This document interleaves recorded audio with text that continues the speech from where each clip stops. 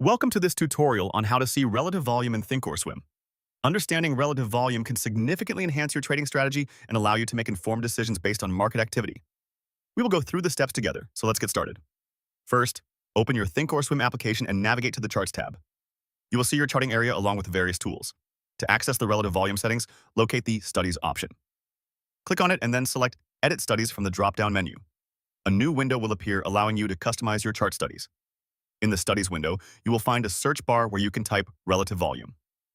Once it appears in the list, click on it and then click the Add Selected button. This will add the relative volume study to your chart. Click OK to apply the changes and return to your charts. You should now see the relative volume plotted alongside your stock price chart. Finally, take a moment to analyze the relative volume indicator. It compares the current volume to the average volume over a defined period, helping you identify unusual trading activity. Higher relative volume might indicate greater interest in the stock, making it an essential tool for your trading decisions. Experiment with different timeframes to see how the relative volume behaves and incorporate it into your trading strategy. Thank you for watching and happy trading.